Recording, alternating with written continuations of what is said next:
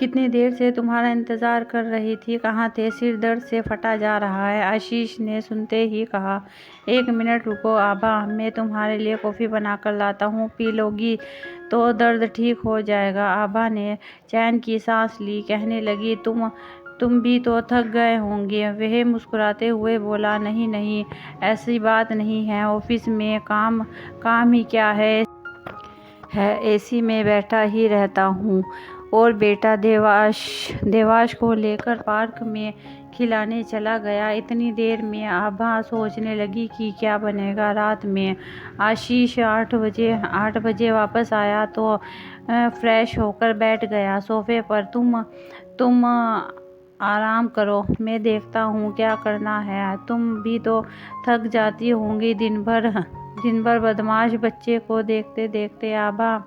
आभा चुप रही। आशीष पाक वस्त्र में माहिर था, साफ सफाई में भी मन लगाकर करता। तुम थकते नहीं हो, कितनी बार कहा है कि नहीं, लेकिन मैं तो थक जाती हूँ भाई। वह बोली।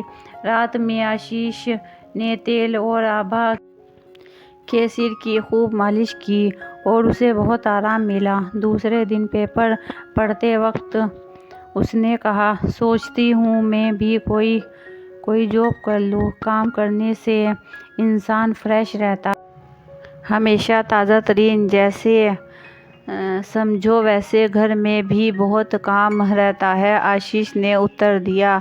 आभा ने देखा कई स्कूलों में वर्किंग इंटरव्यू था। उसने मेल भेजा, बुलावा आ गया। वह गई और सेलेक्ट हो गई। वह पहले भी जॉब कर चुकी थी, लेकिन तब वह कुंवारी थी, कोई जिम्मेदारी नहीं थी। 1 तारीख से उसने ज्वाइनिंग कर लिया और उसका बेटा भी उसी स्कूल में माँ के साथ जाने लगा। आशीष ने टिफ़िन बनाई, कपड़ों में प्रेस किया, बस स्टॉप पर छोड़ने गया। आशा शाम 4 बजे स्कूल से घर वापस आ चुकी थी। हारी पर्स कंधे से उतारा, फ्रेश हुई, फिर बेड पर लेट गई।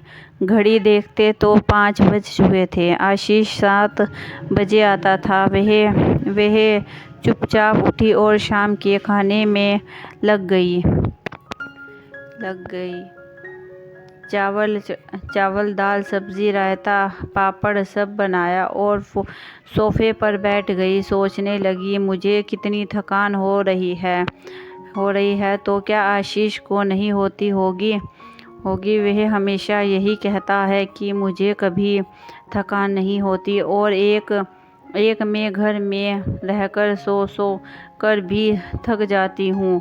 यही सोचते हुए आभा की आँख लग गई।